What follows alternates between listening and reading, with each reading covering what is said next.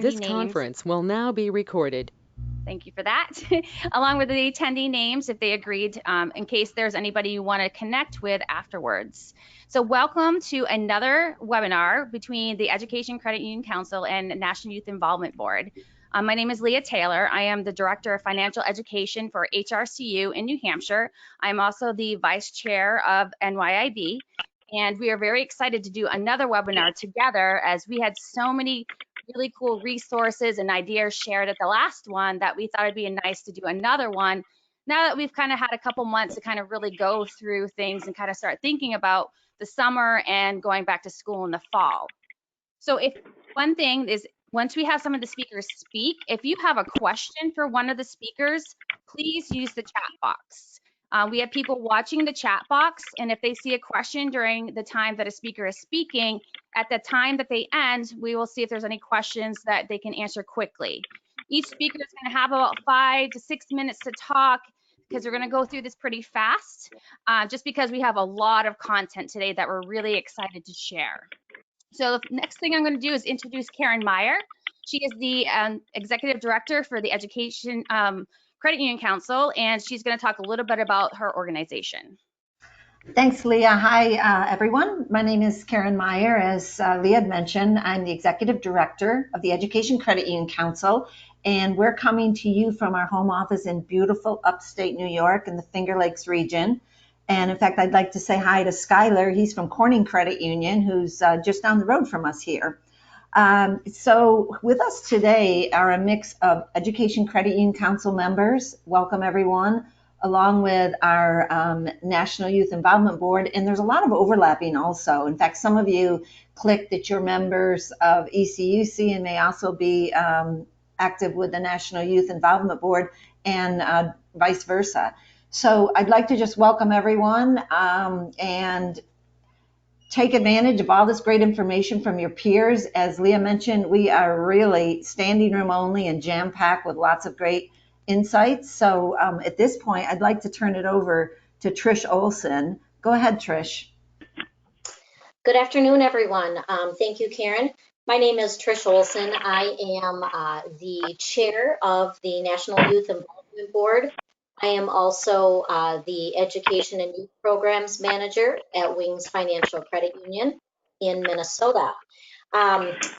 Most of you already know enough about the organizations, but I do just want to, for those of you that may be new, let you know that the National Youth Involvement Board, also known as NYIB, has been around since 1967. We currently are trying to engage as many credit union educators across the country to report numbers for total students reached, including number of presentations. We are excited to offer the second webinar in conjunction with the ECUC. And while I have everyone on the call here, I did want to let you know that we have created a Facebook group for both NYIB followers and ECUC members. And for those of you that may not be aware of it, it is called Credit Union Financial Educators Network. So right now we have about 76 members in that network, but we would love to go ahead and expand that. And if any of you have any ideas or thoughts about topics for future webinars, please feel free to either reach out to myself or Karen or use the chat box as you see fit. So thank you all, and welcome to the webinar. All right, thank you, Karen. I think I'm turning it back over to Leah. Yes, thank you, Trish. Thank you, Karen.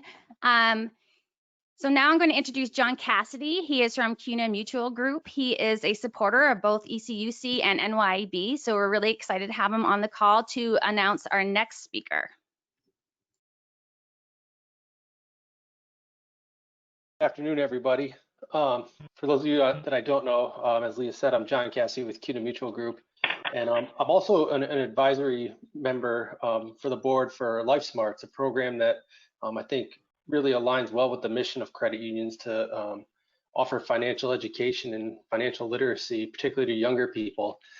So when I reached out to Karen and Leah, talked to them a little bit about the program, they thought it'd be a great forum to share with this group. So I'd like to announce or introduce you to the director of the program, Lisa Hetzberg. So Lisa, you want to take it away? Sure. Thank you, John, and thank you to everyone for the invitation to join you today. We do appreciate the connections that we have with credit unions around the country, and I'm really glad to introduce all of you to the LifeSmarts program if you have not met it yet. We'll move to the next slide, please.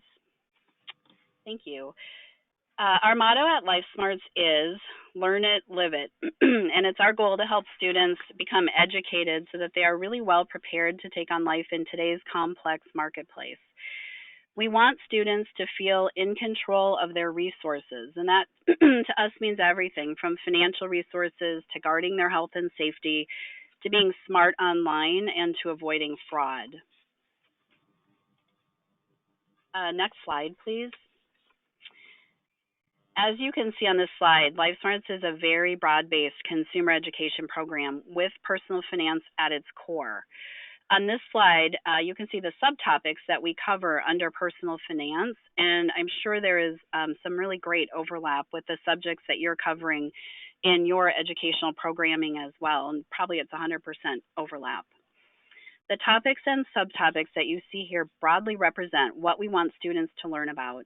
More than that, we want students to gain knowledge that they will take with them and use both now and in the future.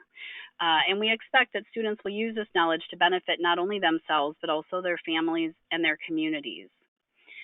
We scaffold their learning by identifying key content vocabulary terms for each of these topics.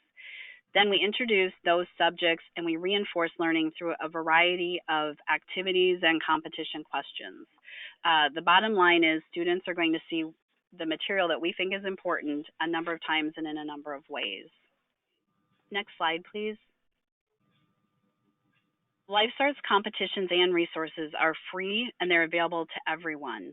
I can tell you that educators use our resources in the classroom to complement what they are teaching in classes such as economics, personal finance, vocational education classes, family and consumer science classes, and other subjects as well. Our resources are also used in extracurricular settings. They're used by a number of homeschool educators and also leaders in student leadership organizations such as FBLA, FCCLA, and 4-H. And we truly believe that competition makes LifeSmarts unique. We love this fun and competitive way to motivate students to learn the material and demonstrate the knowledge they're gaining. I can tell you that educators also tell us that competition is a really great hook to get students interested to learn about the materials that they're teaching. Slide, please.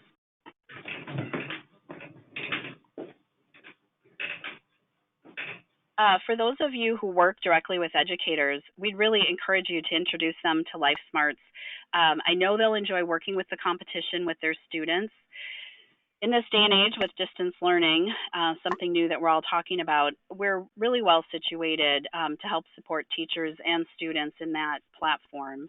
Many of our competitions happen online, and we also provide teachers and coaches with a dashboard that they can use to track student progress and monitor student scores. There are a number of ways that students can use our program online. They can test their knowledge by answering a daily question of the day. They can take a daily quiz. They can take weekly quizzes and practice quizzes whenever they like. And then when they're ready, they can also compete in the LifeSmarts program.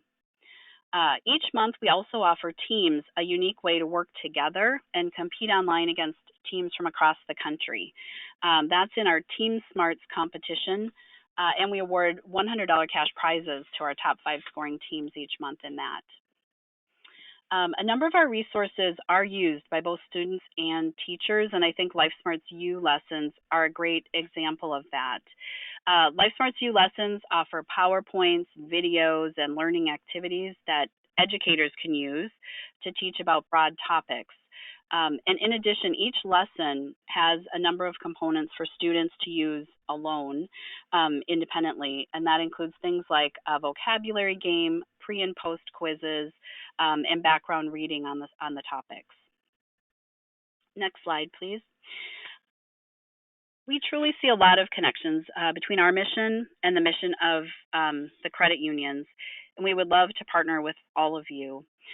We do currently partner with credit unions in Georgia, Hawaii, Washington State, and Virginia, some others as well. Some of our credit union partners serve as state coordinators or co-coordinators. In that role, they run the program at the state level. Others support the program by funding the state competition and helping send the winning team to the national competition. Some coach a team. And other ways you can partner with us include volunteering, offering prizes or swag items to students, and we're open to any other ideas that you might have as well. Next slide, please. I truly encourage you to check us out. We do have a daily quiz, which is available on our homepage. No registration necessary to access that. Every time you click on it, you should see a set of 5 new questions. Those will be across all the topics that we cover. And I hope that this has been a really short but good overview of the LifeSmarts program and ways that we can connect. And I hope it's the beginning of a conversation truly with any of you who are interested in knowing more. My email is at the bottom of this slide, and I encourage you to reach out to me. I'm happy to answer any questions now or through email later. So I do hope that this is a resource you'll feel comfortable and confident sharing with your members. Thank you so much. Are there any questions for me at this point? Hi, Lisa. This is Leah. I don't see anything at this moment, but this is great information. I know we have talked in the past, I believe, about this and kind of looked at it, and definitely something I think we need to think about going forward digitally, like what can we use in the classroom to really engage students? And I think the competition piece is a great piece to what you have with your program, which I think will be something that a lot of people will be looking at for sure. Wonderful. Thank you, Leah, for the opportunity. You're welcome. Thank you, Lisa. All right, I am now going to introduce Brenda Polak from Evergreen Credit Union in Maine. Thank you, Brenda, for coming on today. It's kind of last minute. I saw an article about her on Monday. I called her right up and said, hey, can you come talk on this webinar? And she's like, okay. So I'm really excited to have Brenda here today to talk about her program. So go ahead, Brenda, you can start. Thank you very much, and thank you for inviting me here. Actually, this topic is near and dear to my heart.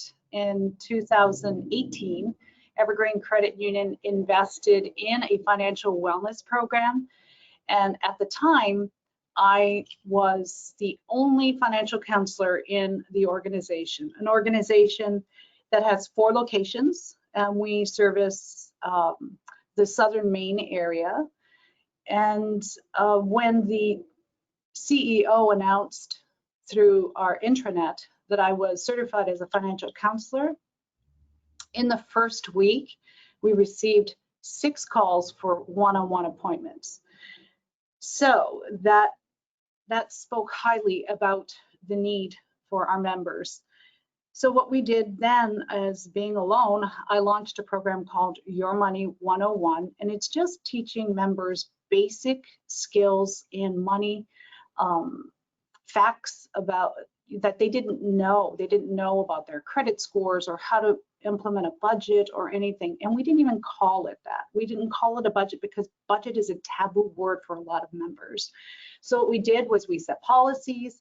I created all the supporting documents, and instead of the budget, we called it Where Does Your Money Go?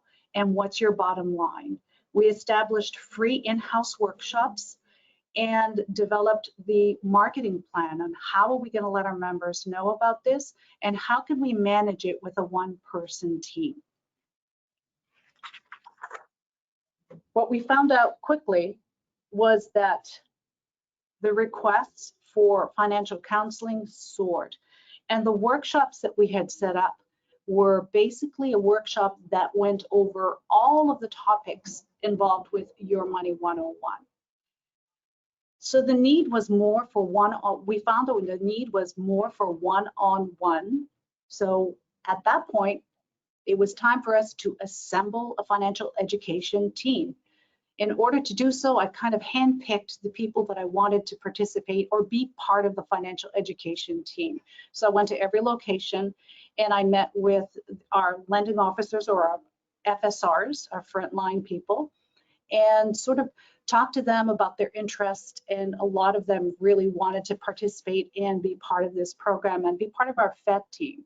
So we then, once the team is established, we had 6 people on the team, plus myself. Then we developed partnerships. We knew what our program was going to be. We knew that what we wanted to offer was basic financial education, helping people to be able to plan for saving for a down payment for a home or to meet a financial goal. And the writing down their goal was a big part of Your Money 101. Without a goal, people will have a hard time to continue to work towards something because life changes are going to have to happen. So once we did that, we realized we needed partnerships within the community. Perhaps someone needed to speak with a bankruptcy attorney, or perhaps somebody wanted some advice on investing their money or what to do with their 401k. We knew that those were 2 areas that we needed help with. So we developed those valuable partnerships. There's no contracts between us, and there's no money that is exchanged between the 2 of us. It was just they understood the program, Your Money 101, and wanted to be part of it to help us. We modified our workshops. What we found was a lot of people coming into a workshop, they wanted to get one topic versus trying to attack all topics that were addressed in Your Money 101. So what we did was we went from a 1 workshop to having 10 workshops that they could choose from. For example, what's your credit score and how to boost your score, or paying down your debt and being debt free, or one very important one, establishing an emergency fund. So we went on and we developed 10 different workshops. Then we created a workbook, and the workbook was really important piece of the program because with 7 people on board, what we wanted to do was create a program that was consistent. So the workbook is 29 pages long, and it goes through all of the topics that we address in our 10 workshops. And then we reached out to communities, to schools, and to businesses. In the communities, we went out to the Senior Citizen Center. We set up workshops that were very specific and they could sign up. So we worked out with the community center there, and we had a 10-week program set up. Our schools, we wanted to make sure that we had a program that reached out to young teens. And we started in junior high up through high school, developed a program that was called Life Happens, that included DICE, a modified budget in our program. And we went out to the schools and we let them work on, they picked their career, they would roll the dice to see what kind of car they buy or what apartment they lived in, and then oops, life happened. They had to come up with $500 to repair a flat tire. This was such a powerful exercise for the kids. And that is a program that we're going to continue to build, and we're hoping that we're going to be able to get back to it after COVID is over and we know what the schools are going to be doing. And then we also reached out to businesses. We would go out to different companies and we'd bring lunch with us. We'd bring pizza and ice cream and do a short 20-minute presentation on a topic that they selected from one of our 10 topics. And we go out and do a lunch and learn. Now, when we first started the program, we were all about this is for our members, but it quickly grew to include our communities that we served. And people ask me, why are you doing this for free? Very simple. Money circulates a community 3 to 8 times. So if we invest in the communities that we live in, it will come back to us. So then we all know what happened. Life happened, lockdown, and this was new to all of us. But what I realized then at that moment was that we remembered that most of our members that we worked with, or most of the people that attended our workshop, did not have $1,000 in an emergency savings fund. This was scary. And so we quickly regrouped as a team and said, what could we do to be able to meet the needs of everyone during this unprecedented time?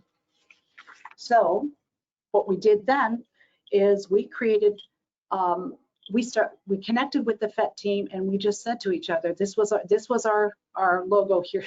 Let's do this. We're a team, we take action, and we're focused. And we were going to be a life preserver for a lot of people.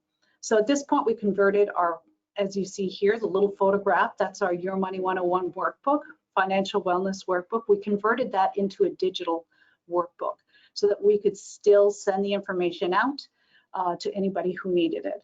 We converted all of our lunch and learn programs to Skype business meetings in which we recorded, and we were building a library of different programs and workshops that we had in our system. We expanded out to social media. We upgraded all of our website.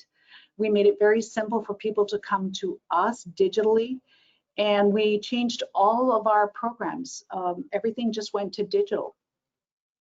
And we reassessed what we were doing. We wanted to step back for a moment and say, all right, now we're in this new pandemic. What do we need, and do we need to change anything? And what the answer to that was, no, people were still basically looking for the same type of financial wellness information. We just had to be able to offer it to them electronically and not in person.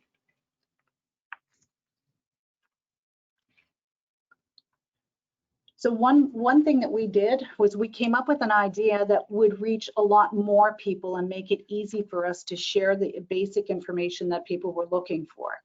And so we did a 4-week program on money matters, managing your finances during a crisis. Now, mind you, what we recommended at this point was that everyone who was looking at potentially losing their job or was laid off, we recommended that first thing, go through where does your money go and make a budget, or what's your bottom line for every individual month, because we don't know what June or July or August will look like for individuals. I know my colleagues and I, we were able to continue working, so the stimulus check was great for us, and it went into our, well, we encouraged people to put it into their emergency savings fund. A lot of people didn't, but that's fine. But the people who are out of work or lost their jobs because of COVID or had to leave because of COVID, those people, we really tried to work with them to get a budget done for every single month. Week 2, we looked at credit scores. Week 3, managing debt and reducing your debt and trying to live debt-free. And week 4, we talked about building a savings. Now, one thing that we do promote a lot, and especially with our kids, is we try to relate a dream with trying to make a dream happen. And that the only way they're going to do that is to be able to financially support their dream. So that has been very powerful for us. So we've carried this message of pay yourself first over to not only to our members, but to also bringing that to the kids level and saying, hey, you have a dream, but you've got, in order to be able to fulfill that dream, you have to be able to financially support that dream. So that has been hugely successful for us as an organization. So I am welcome anyone who has any questions about our Your Money 101 program or a Money Matters workshop to please feel free to reach out. Our website does have a lot of information on there.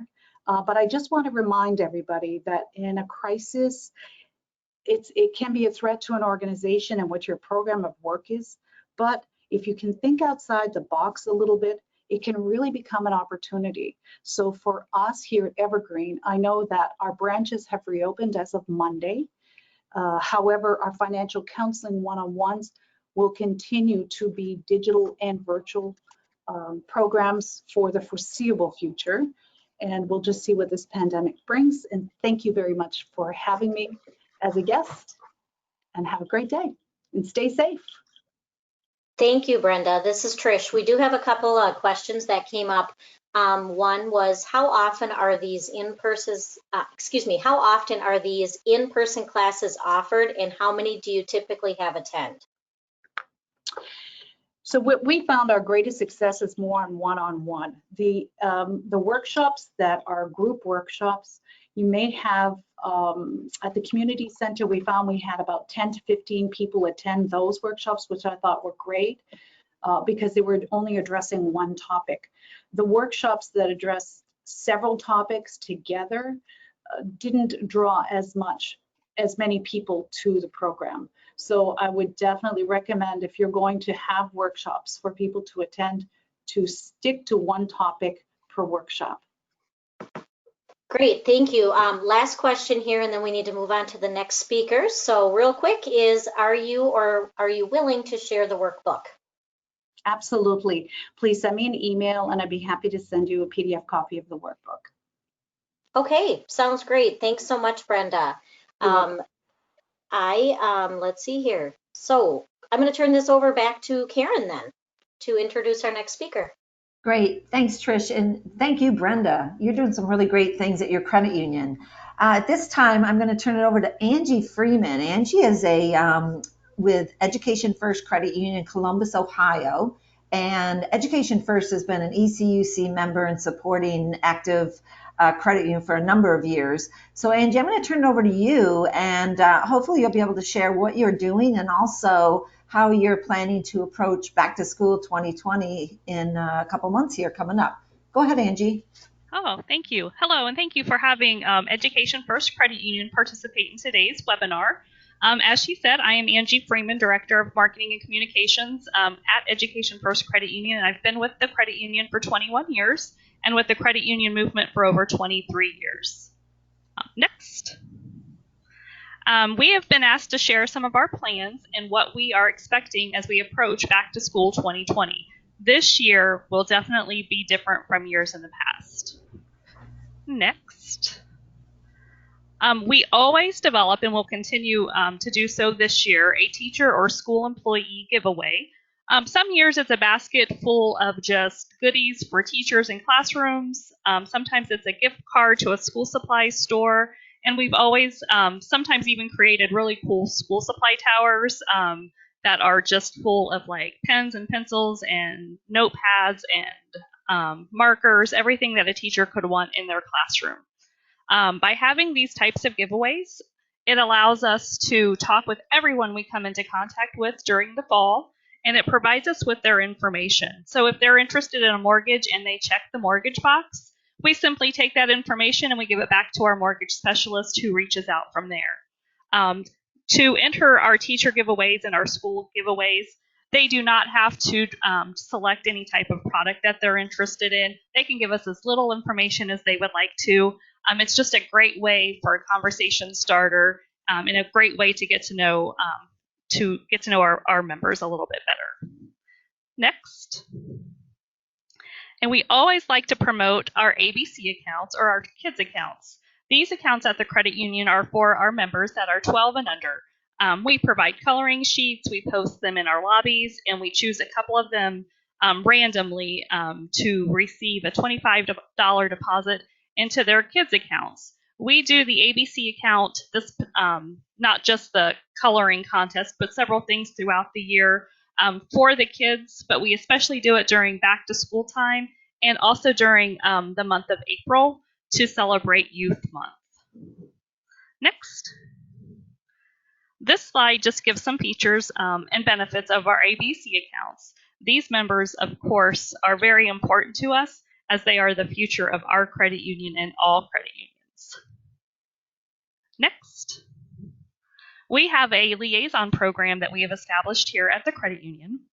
This information talks a little bit about our liaison program, and what we do is we reach out to local schools and school districts and ask for volunteers. These school districts that we reach out to, we already have a very strong working relationship with, and we always get a lot of people who are interested in being the liaison for their school or for their building.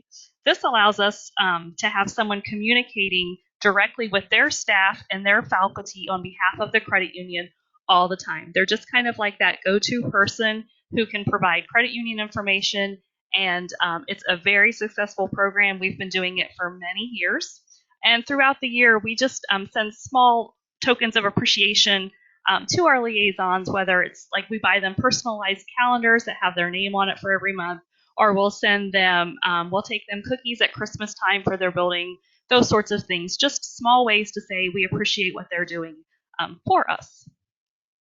Thank you. Next, yep.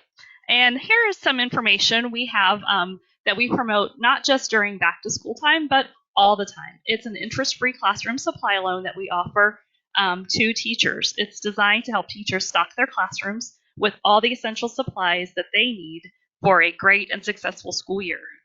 Teachers can borrow up to $1,000 at 0% interest with a 12-month repayment plan. They must be a contracted teacher in a classroom. This loan is very popular with our first-year teachers who are just starting to get into their classroom and start their teaching careers. Teachers spend, on average, $500 a year out of pocket on supplies for their classrooms. So this loan definitely helps ease that burden or that expense coming directly out of their pockets. It makes it very affordable for them to buy the things that they want and need for their classrooms. Next. Educator grants. This is a great program that we're very proud of and excited to always offer. For the last several years, we've partnered with education organizations and associations to offer classroom supply grants. The grant is completed and returned to us, and it includes details on how the grant funds will be used. We have a select panel who read and choose the winners, and grants are requested for items such as 3-ring project binders, noise-canceling headphones, even autism and ADHD relief supplies for their classrooms. It's very eye-opening to see the grant requests that come in for the classrooms. Some of these items you would just definitely think would be provided to the teachers in the schools through their school board, and there's just, the funding is just so tight that there's just such a need for teachers to have grants, and it's always very well received, and it's always so exciting to present the grants to the teachers. We go to the classrooms, and we even get to meet the students. So it's a lot of fun. And next, this last slide gives some information on a teacher's visa that we offer to new and existing teachers. So it's specific to teachers, and it just again helps them ease the expenses of being not only a new teacher but just a teacher in general. During the entire year, we always present many financial success classes to our members, to our students, and communities, and school employees. So we don't just do it at back to school time, but we definitely do it all year long. The month of August is always our busiest month of the year, where we attend at least 20 different welcome back convocations, school open houses, and onboarding meetings for new school employees. We're just waiting to see, as most of us are, what 2020 back to school looks like. And not just for our credit union, but also what it will look like for all school employees and students. So we're ready to make any updates and changes to what we're used to doing, and we're just kind of waiting to see how the school districts are planning to roll out back to school and what that looks like for the school district, and we will definitely just have to make adjustments and do as we can for the upcoming fall back to school. And that was all I had. So I thank you for your time. Angie, thank you so much. My goodness, you're doing some great things for your schools.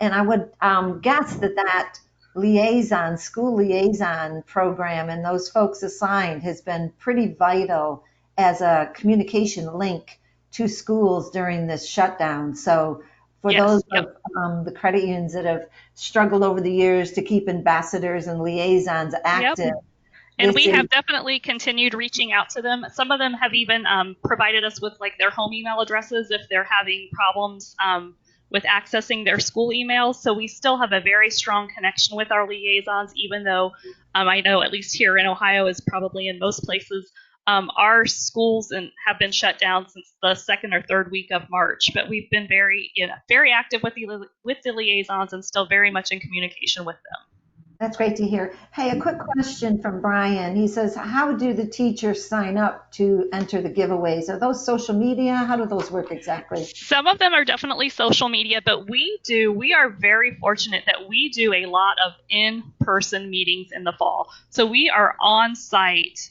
2-3 different places every single day, almost the entire month of August. And so most of it is done in person when we're at their convocations or welcome back meetings, and we talk with them one-on-one. And they're definitely able to do so also in our lobbies when they come in, and our staff talk with them about it. Great. And Chris Moore is asking, do you require receipts for the supply loans to teachers? We do not require receipts. We offer and make those loans on good faith that they do with the funds what they're supposed to do with the funds. Trust, right? Yeah, we just trust them. Yeah, definitely. Okay, great. Well, listen, thank you so much. The webinar is going to be recorded, so if folks need to contact you after the fact, I'm sure you're open to any after thoughts. And again, thanks so much for being a great ECUC member credit union. At this point, I'm going to turn you. Thank you. And Leah, go ahead, take it from here. Yes, thank you, Angie. That's a lot of great information. So now I'm going to turn it over to Myra from Complex Community Federal Credit Union in Texas, and she's going to talk about their virtual Shark Tank experience. Hi, everyone. Thank you so much for this time. So I've got some great information to share with you guys, and just really want to thank you for your time.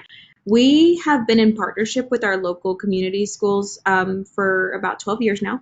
And so we have always tried to find new ways. Our partnership's been really excellent. So we have the opportunity to go into the classrooms and teach financial education, but also to collaborate a lot with the teachers locally, which means for us, it's a constant change for us on updating our curriculum to fit the needs of each classroom. So we develop our own curriculum, and one of the curriculums that we have been launching have launched and have been teaching for over the past 4 years is our CCFCU Shark Tank. So it very much a fun entrepreneurial virtual experience is what we converted it to, but it was an in-classroom experience for each student. So we found that these entrepreneurship classes offered the opportunity for students to be focused on teaching them basically crucial life skills. So everything from confidence to how to navigate uncertain futures, problem solving, teamwork, empathy, so on and so forth. And so we found it extremely important to help engage the students in that way.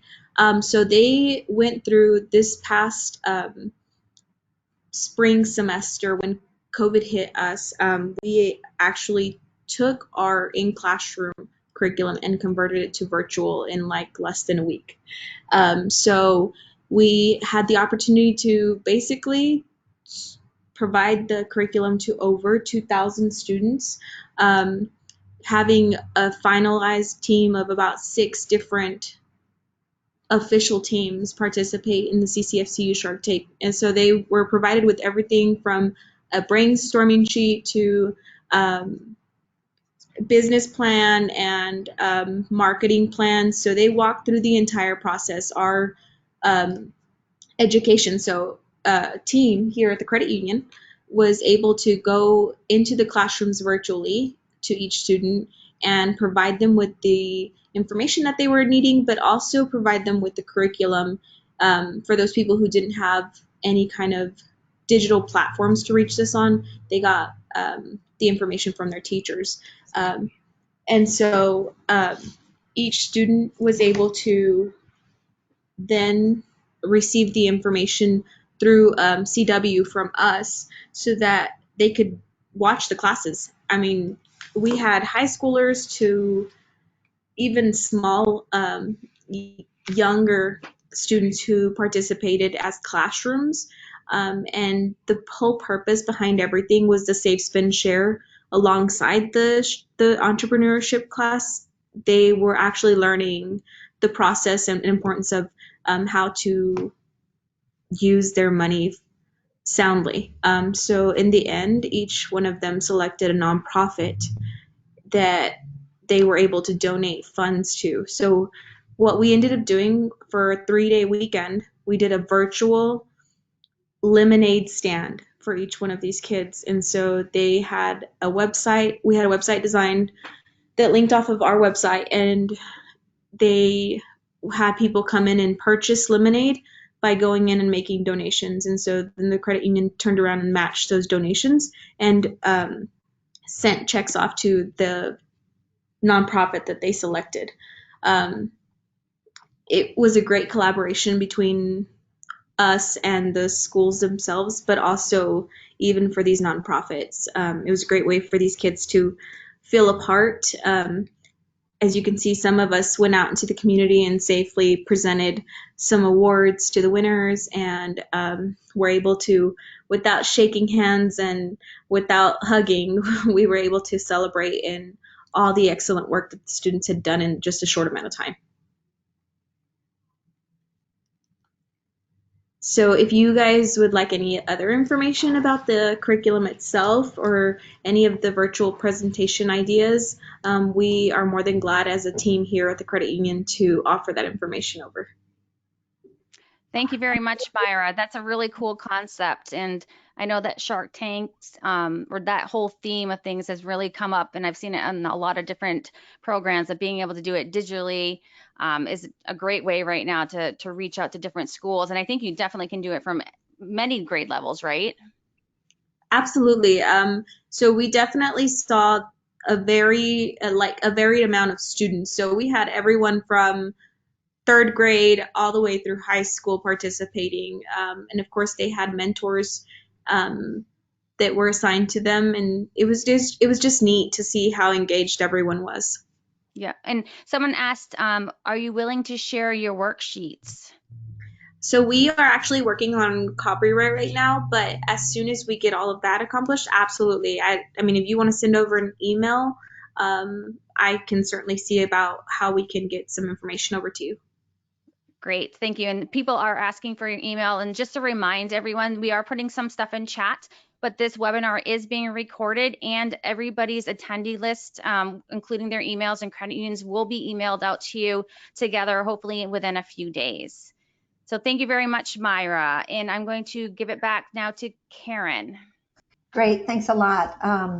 So Dan Barry, who is the CEO of Duke University Credit Union, was on the last session back in April. And while we have lots of K-12 school credit unions chiming in and sharing ideas, Dan is able to give a perspective from a university credit union, given the complexities of international students and students that are scattered across the nation. So Dan, I really appreciate you being here today. I know you're very busy. And I'd like to also mention that Dan happens to be the president of ECUC at this time. So Dan, if you're there, take it away.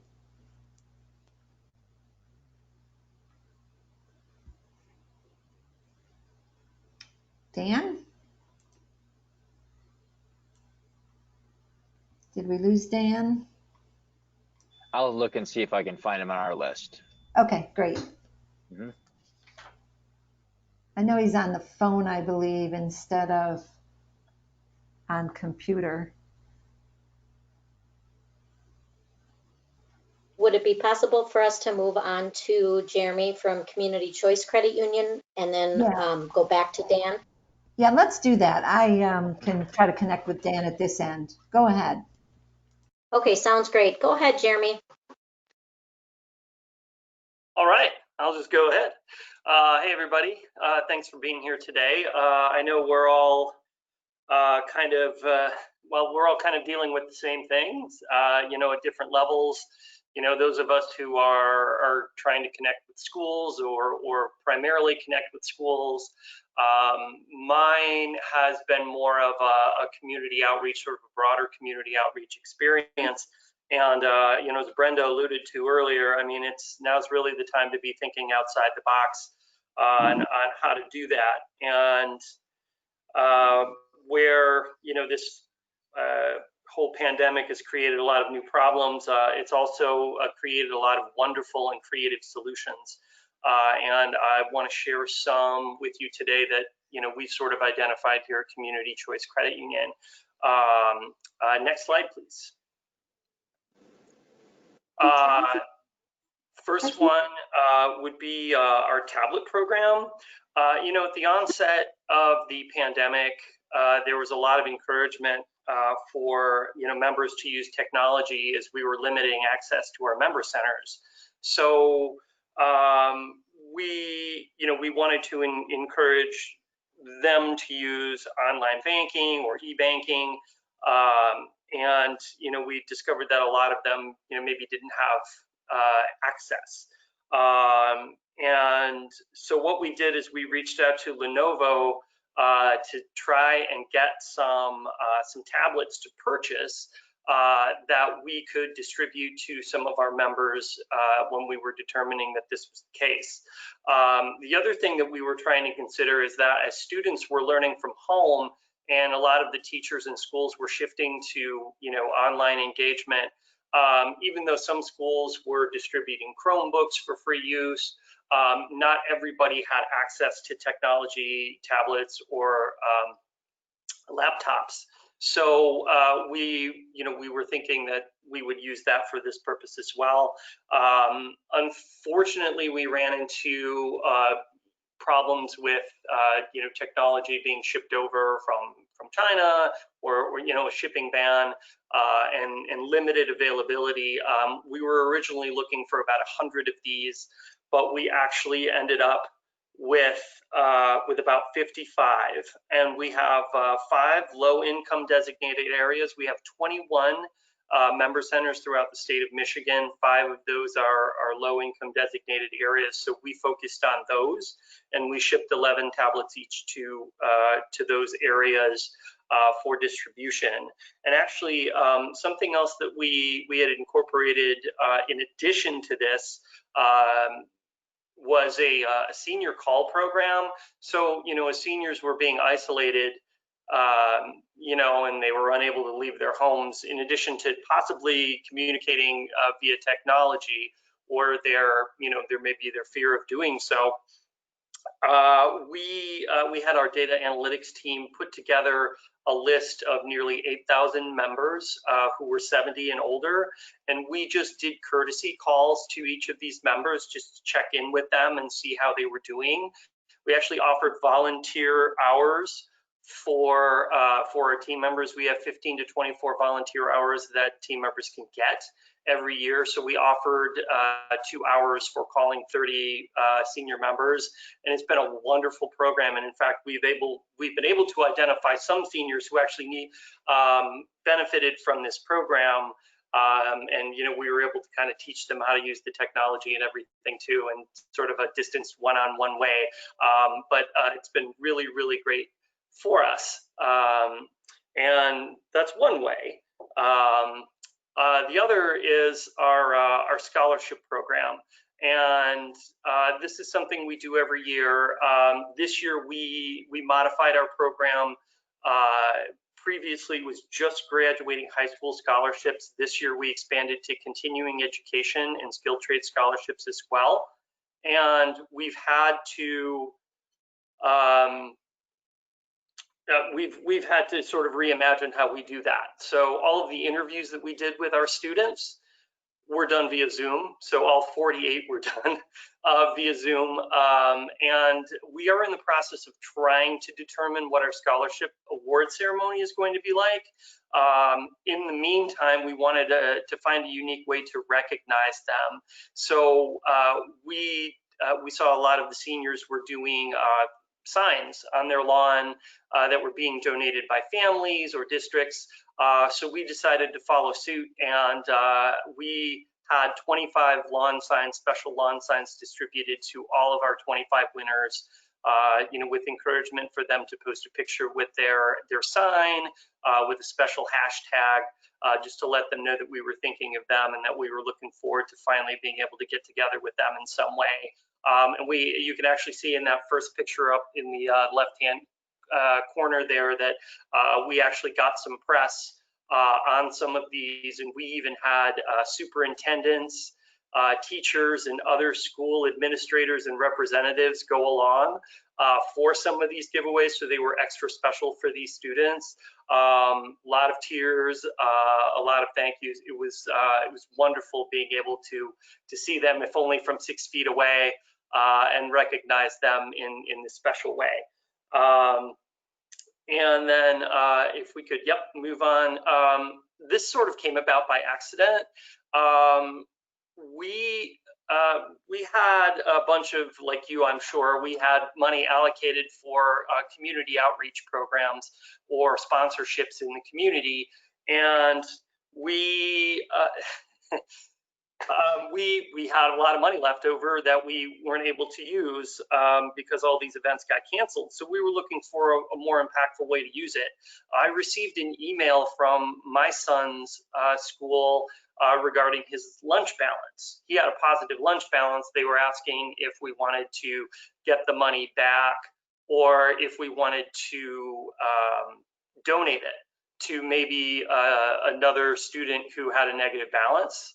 And that got me thinking, like, how deep does this go? So we reached out to the district and we determined, what the amount was and how many students it would impact. And that led me to reach out to a couple others. And based on the numbers, I was able to get a budget approved for each of our 21 member centers to pay off, in most cases, the full balances for district lunch accounts. It's been great. Obviously, we've had some check presentations, but the things that you don't think about is how this goes to affect students, where the money for these negative balances actually comes out of the general fund for schools. So those classroom supplies, or even utilities, all the costs come out of there, and they're deferring that to to the lunch balances, sometimes to the tune of like $30,000. Also, there are additional fees that families accrue, like library books, for negative lunch balances, and they sometimes hold students' diplomas if they're graduating and they haven't paid off their lunch balance. So the idea really was that there's going to be enough for students to worry about when they go back in the fall, if they go back in the fall, and this is one less thing that they'll have to worry about. They can start their school year with a clean slate in that way. I'd be happy to talk more about that. I know we're pressed for time. My contact information is there. If you'd like to reach out, I'd love to talk to all of you. Thank you. Thank you, Jeremy.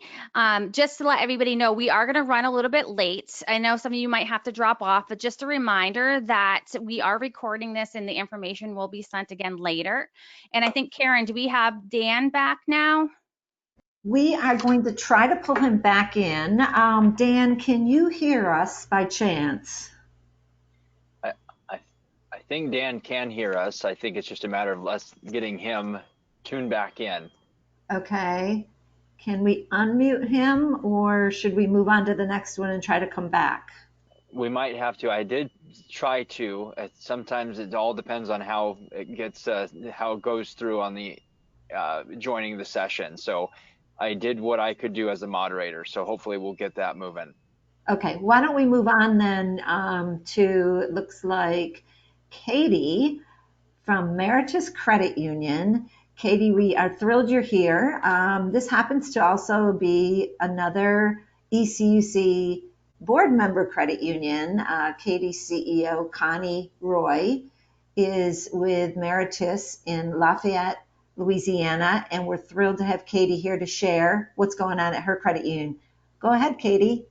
Thank you so much, Karen. My name is Katie Tomplay. Like you said, I'm here in Lafayette, Louisiana. I've been in this position for about 5 years, and this by far is the biggest challenge I've had since I concentrate in our business development for schools. So I'm just kind of here to talk about what we struggled with and ideas that we came up with to do the best that we can during this time. Back to school is usually a very big event for us. We used to see, speak to over 5,000 to 10,000 staff members. And we have no idea what that's going to look like. So we first started closing schools in March. And so we were trying to think, how can we still interact with our members, with our prospective members, when campuses are shut down. There's no way for me to even really talk to the principal to see how I can reach their staff because no one was there. So first, of course, we have something called an ambassador program. Someone else had talked about a liaison program. So this is very similar to that, where we are in constant contact. There are our representatives at the school and central board who pass along our message, who let their staff and their employees know how we are here to help them as their credit union. And so we had a special ambassador newsletter that went out, which you can kind of see on your screen right now. And it was, first, we wanted to let them know, hey, let your staff know that if people need an extension on their loan, they can get it. If people are struggling with the budget right now and they really are needing to lower some of those loan rates, we can go ahead and refinance for them. We also have a really great blog where we try to keep our content fresh and up to date. And so we had written some different articles about what you need to do with your savings during a pandemic, how to help your community, what to do with your money. So this can also be another resource to them. And then the last thing we did with this email was we typically have something called a school grant where principals can apply to receive $500. They have to tell us what their need is. And so what we did this time was, like, we knew that there were so many needs right now that just any principal, no reason, just had to email us to be in a just a raffle. We would just pick one school, give them $500. They can use it for whatever they need at this time. And so that was really engaging for them. And we were able to sponsor our school so they can do whatever they needed as far as resources go during this time. You can go next. So we typically do scholarship winners in March, and that got left on hold. We were finally able to get to it by May. Our board, who oversees the scholarships, they did all virtual meetings. And so we really wanted to showcase it on our social media. And for those of you who may know, there was a very popular hashtag / kind of movement a lot of credit unions were participating in. With the hashtag was We See You Grads, and it was a way to honor all of our poor seniors who were graduating high school during probably the worst time to be a senior. And so we had just little summaries and snippets, shout outs for each scholarship winner on our social media. And then Teacher Appreciation Week is obviously a big deal for us. We typically gave away 5 $50 Visa cards by them participating in our social media giveaway. And we wanted to do something special for this time since everyone was at home. At the same time, this was when a lot of our local businesses and restaurants are really struggling.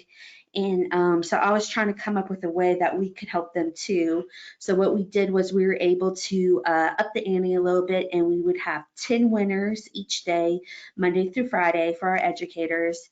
And we did $50 gift cards to a local business. And so we were able to get $500 5 times over to local businesses to help them get through this time, as well as engage our teachers who were at home. They loved it. We had a great participation. It was just goodwill all around. Now, some things that aren't really up here. We actually had a little problem yesterday. We had to leave early at the credit union. But something else I wanted to bring up too is, as many of you may be in the same boat, we have no ideas what's going to happen with our schools. I can't even tell you if we're going to have back to school meetings, which makes my job really interesting since this is such a huge time where I would be planning and executing a lot of meetings. And so we've decided to make a video. This will be the first time we would have a video where we would show it at back to school. And so the idea is we see 3 scenarios. Either sometimes we're going to be able to attend a meeting, or it could be that the school system will have a meeting, let us attend by Zoom, or they won't let us attend at all. And so we are putting together a really engaging video that would allow us to use it in any of those scenarios. We have such a really good program with our ambassadors. Even if we can't talk to these employees at all, I could see many of them showing the video during the meeting, even though we aren't there, just because they're such a good partner. And then for those meetings that we can attend, we will be handing out branded hand sanitizers that kind of have a personalized brochure with the hand sanitizer. And so hopefully it'll be something that'll be useful to them. And we're just kind of playing it week by week. Still don't know what's going to happen here in Louisiana as far as schools are concerned, but doing the best we can and trying to be proactive. Great, Katie. Thanks so much for sharing. And again, it seems like there's so much uncertainty, but are things pretty much coming back in your state of Louisiana? Well, so at first we were doing really good and we're in phase 2. However, things are starting to increase again, especially in the place that I live, Lafayette. We weren't hit too hard, and things are starting to not be awesome. So I don't know if we're going to be going to phase 3 by the end of the month, which would include schools being open. And I don't know if maybe we'll get there by July or August. So it's just a waiting game over here. Okay. Well, listen, thank you so much for sharing. At this point, Keith, if you don't mind jumping back to Dan's slide, we have Dan on the phone at my end, and I'm going to put my phone on speaker, and I'm going to see if maybe we can get him to be able to communicate through my computer. Dan, are you there? Can you hear me now? Can you hear him, folks? Yes, we can. Yep. Okay, there might be a little playback, but yeah, Dan, you're live, so go ahead and share after a couple of tries. Let's see if we can get some input from you. I think somebody said Liz Atkins, right? If anybody watches 60 Minutes, the lead story this past Sunday was returning to colleges and how it's not a one-size-fits-all. Each college is trying to figure this out on their own. When you think of uncertainty, you probably have had it this year. And when you think of schedules, a lot of colleges won't release their schedules till later this month or July because they're still trying to figure out what they're going to do and when. The classes could be all over the map. University of California, their public system, has said that they just don't believe that there's going to be in-person classes. Then you have Purdue University that says we're going to be on campus, but some things may be a little different. And you probably see on classes a variety of all online and all in person, or even a hybrid of some of both. It's also interesting when you hear about sports. There's practices starting. There's some states where they're waiting. Is it fair for my school to start practice now, but yours not because of it? They're selling tickets to football games, but then they're also saying, look, if there are no fans in the stadium, then we'll refund it. And all of this is assuming that the COVID experience over the second half of the year is, quote, manageable. Nobody knows what's going to happen when the school gets their first case. You know, do you have to close down the whole school, etc.? So all of this is going to be tentative. When you think about credit unions and how we interact with colleges and universities, some of the things that we do internally may not translate very well. The 3 things that most credit unions are doing face mask, hand sanitizer, being 6 feet apart. Works good in a branch environment, but if you're trying to sign up somebody and you have a tent and a table somewhere, that really doesn't work. And I really suspect the access of credit unions to students are going to be very, very different this fall. And also you got to think about the students themselves. They have an 18-year-old daughter. If I send her an email, it sits in her box. If I send her a text to read her email, then she will. So how do credit unions cross that and attract students? That's going to be your biggest question over the fall. Fortunately, some of the things that we've done in the past will help us here. Most people have a mobile banking app and then have something similar to Zelle. Those type things will help us in this environment, even if the students don't want to come into your branch. At the end of the day, I think everybody just kind of needs to be fluid, flexible, and then one of the greatest things about credit unions, it's a cooperative movement, not just each credit union being a cooperative. So don't be afraid to reach out to a college or university credit union that you're familiar with and say, hey, what are you doing? Is this successful? Should I try it? Or am I better off doing something else? Dan, question, is the physical campus open at this time? It depends on your college. Duke right now has certain roads blocked off so that they can funnel traffic down a main road. So I would say colleges being open or not, most of them are probably starting to reopen, but it's going to be staggered. And a lot of them for their summer sessions have been online. So I believe it's going to take time for things to get back to what you would call normal or open. Wow, it's really crazy. I'm just thinking about, students that are seniors this year in high school and they have scholarships, maybe sports. It's so complex. What's going on in your world is very different than the K to 12. We're pressed for time, but I'm sure glad we were able to pull you in because it just, it's really good insight. So if anyone has questions, we have your contact information to dial directly. Dan, thank you so much. Yes, Dan, thank you. And I think actually one of the things that Martin is going to talk about, I think is really good for college and university credit unions to think about as, go back one more. Yep, there you go, Angela. Thank you. Martin's going to talk more about how to bring digital things out to our members and how to engage them. So Martin, are you there? I am here. Great, go ahead. And if you can try to keep it down to 5 minutes, that'd be great. I will keep it as brief as I possibly can. Thank you.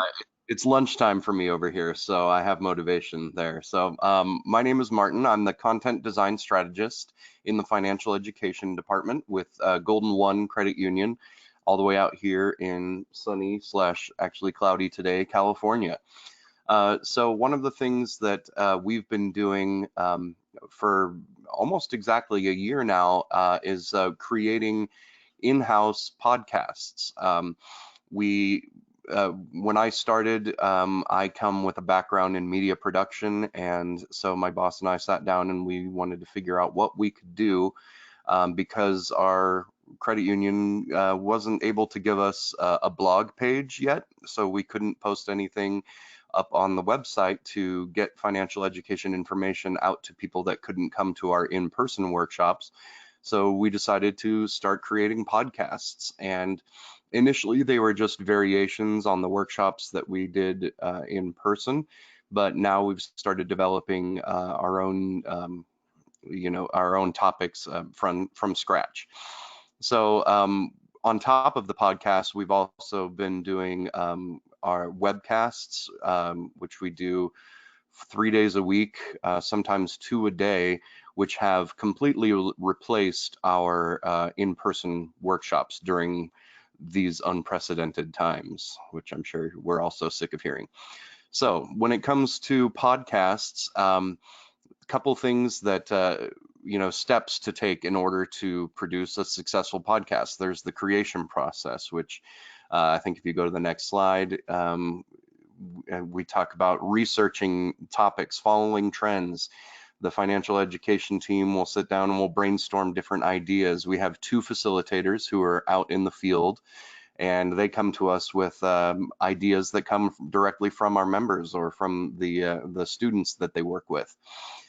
So then I get the ideas. After all the research, I write a podcast. Usually they end up being about 10 minutes long.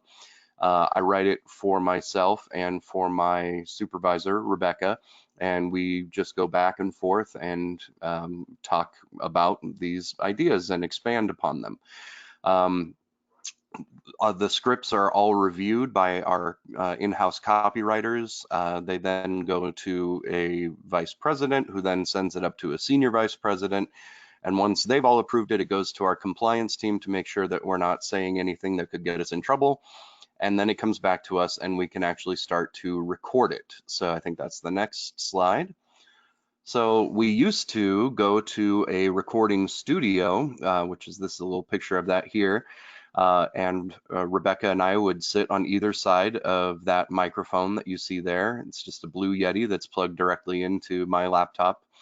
And we would record our podcasts, but we've had to get creative. And since we've been working from home since the middle of March, we have switched to doing remote podcast recordings. So Rebecca and I will call each other on our phones and with our headphones in, and then we'll open up a program called Audacity individually on our computers, and we will each record our individual sides of each podcast. So Rebecca's only recording her voice on her computer and I'm only recording my voice on my computer. She will then send me the audio file of her recording, and I think the next slide is editing. So go 1 slide ahead. And, oh, are we frozen? Did I freeze? No. Could we please advance a slide? There, oh, it did crash. So after we record, we do some editing. So I take both audio files and I merge them together. Now when it's over the phone, there's typically a little bit of a lag. So I go in and I remove any of the dead space in between our lines of dialogue, if you would. And I put it into Adobe Audacity. So I can balance out the audio levels. I can add a background music track to our intros. We have a couple of intros that we have pre-recorded that goes at the beginning of every one of our podcasts. And then as soon as I'm done editing, I send it back to my supervisor, Rebecca, so she can listen to it to make sure I didn't skip or miss anything. And then we publish it. So the next step is next slide, please. Yeah, so where do they go?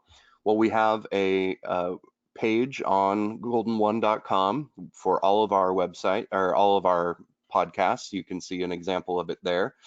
Members or anybody, actually, it's free to anybody, can listen to them on the website, or you can download them to listen to them later. We also have an Apple podcast station, a Google podcast station, and a Spotify. So if you have access to any of those, you can just go there and type in Golden One Credit Union Financial Wellness, and you can subscribe to our podcast. We do about 2 a month now. We're starting to do more.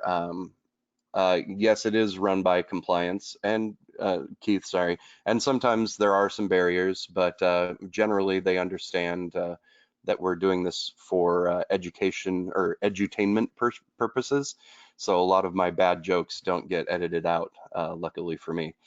So we, so once the podcast is released, it goes out to anyone who subscribes, and we post about it typically on social media to promote that we have a new podcast available. And they've been very successful for us. We have a good number of subscribers. We get a lot of good feedback. Our CEO wrote to us to tell us that she's hearing great things from her friends about our podcasts, and we just keep churning them out, and they just keep getting better and better. So the next thing I wanted to talk about, Marina, just look for, or just Google Golden One Financial Wellness Podcast, and it'll come right up. So our webcasts are essentially just digital versions of our in-person workshops. We create a PowerPoint slide if you want to advance here. So we make sure that we use large, easy to read text, engaging pictures. We don't use any animations or sound effects or anything like that. All of our presenters write their own notes. So I'm the content creator, so I create the webcasts and then, or the PowerPoints, and then they go in and they write all their own notes so that they can talk about it, use personal experience in order to, to connect with people a little more. And then we use Adobe Connect to broadcast our webcasts. So our facilitators upload the PowerPoint along with all of their supplementary documents into Adobe Connect, and we have a schedule now. Tuesday, Wednesday, Thursday, we do webcasts on various topics. We plan out a couple months in advance what we want to talk about. We just submitted our July schedule actually, so that should be going up soon. And you can register right from our website. You don't need to be a Golden One member. Anybody can register, and you'll receive notification emails all the way up to the beginning of the webcast, and we record every single one too. So if you miss it, you can contact us and we'll send you a link to the recording. So we found that these have been very successful, especially because we can't meet with people in person now. So a lot of nonprofits and the schools that we used to go work with are reaching out to us to arrange these virtual workshops. Okay, next. That's it. So yeah, we basically took everything that we did in person and we digitized it. The podcast, luckily, we had already established before this pandemic began. We just had to modify the way that we recorded them, and it's been great. We get content, we get subject matter experts in to do interview-style podcasts about about investment services. We're doing one about home loans next week. And, it's just a little bit of editing. I recorded yesterday and we are already released our podcast today. Just the editing doesn't take very long at all. So please reach out to me. My email address is mlehman@goldenone.com. You can also just visit our Financial Wellness Center there for more information. But yeah, thanks so much for having me today. Thank you so much, Martin. I know I kind of asked you at the last minute too to do this, so I really appreciate you putting all this in, and definitely think it's something that a lot of people are trying to move towards. And now I'm going to bring it back to Karen for our last speaker. Yes, thank you. And thanks to all of our attendees for hanging in there. It's great information, so I'm glad you can all stick around. We have one last speaker. It's Joanne Todd. Joanne's the CEO of Northeast Family Federal Credit Union. She's also very involved with ECUC. I think she's held almost every position on our board. And we appreciate all the help and insight and her experience, especially with her background with the World Council of Credit Unions. So I'm going to turn it over very quickly to Joanne, and she'll be our wrap up here. Hi, Joanne. Hi, thanks, Karen. Thanks, everybody. And I really appreciate being involved in this and hearing all these great ideas and all these folks who share my passion for credit unions and how they can benefit the community. So let's go to the next slide. We'll jump right in. First, I wanted to talk about, as we all are, how we're staying connected in the era of COVID. This is Venska, our high school intern. She's graduating from high school this week. And it's been really challenging, as you all know, to maintain that connection. And we have a branch at our high school, and of course, it's been closed. So she's been working at our office, working the drive up. Next slide, please. And we're in Connecticut, which is in the Northeast corridor, which has been kind of a hot spot, although I know it's affecting all of you across the country. We also identified in the area of community outreach, we talked to our first responder groups. In addition to educators, we have hospitals, social service agencies, and the list just goes on, and wanted something that got directly to the first responders. And so, one of our hospitals actually requested Kentucky Fried Chicken, and this is also the town of Windham and the fire department. So we've delivered lunch to over 1,200 different first responders at about 20 different groups. It's been very gratifying to get out there and see them. Next slide, please. This is something we're doing. As you can see, these are mostly social media posts. We are going to post graduates' pictures on our website. Unfortunately, we can't see them. We're not able to give our scholarships out in person at the annual meeting. So we thought this was one way that we could connect and get some attention to our graduates. Next slide. So our student internship program, we have a high school branch. We recruit interns every year. They manage the high school branch. We are really up in the air as to how this is going to look next year. But, we're going to, and we just selected our interns for this year, and we're going to work with them and make the most of it. And I anticipate we're going to do some virtual things, but I am going to actually let the student drive this initiative and how we can reach out to the school. But what I wanted to talk about most of all is reality fairs.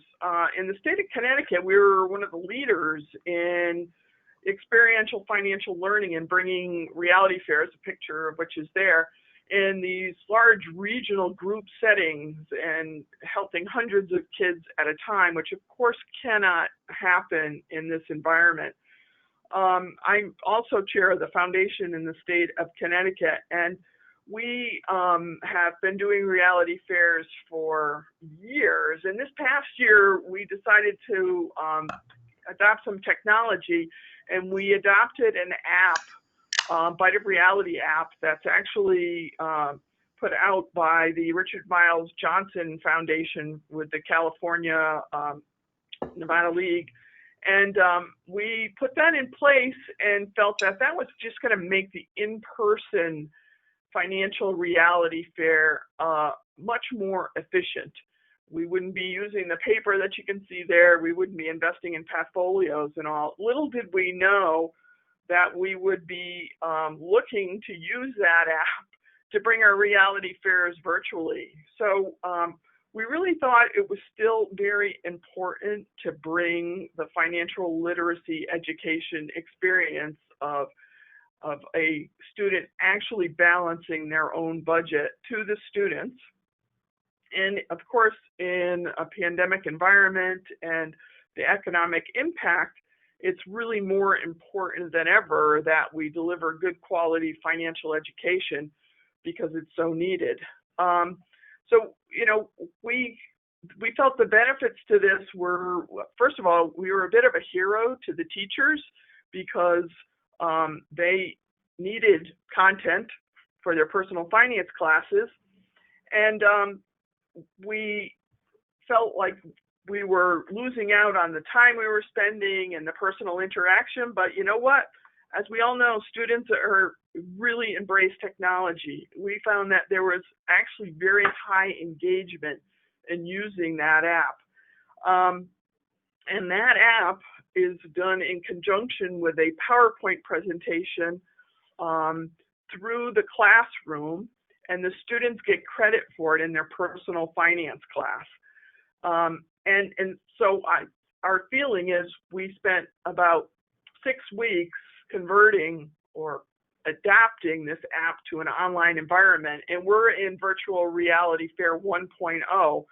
But over the summer, we're hopefully going to develop virtual reality fair 2.0 and see where it goes. We also think that this has the potential to have a wider reach. And we've also seen that students who might be put off by the social interaction and the anxiety of an in-person environment actually do very well in the virtual and online environment.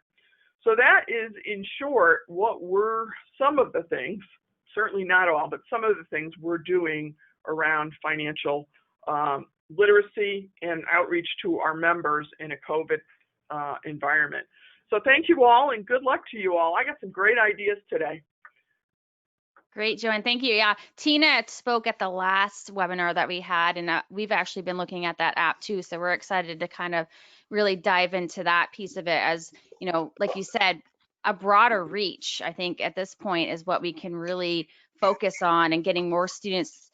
Like you said, a lot of them don't want to be personal face to face, but if they get into that virtual zone, that's their life right now. That's what they work with. So yeah, great example. I'm so happy to hear you guys are working with that. All right, so this has gone really over, but we're really excited. There's been so many great ideas, Karen. What do you think? I mean, I know we have time for questions.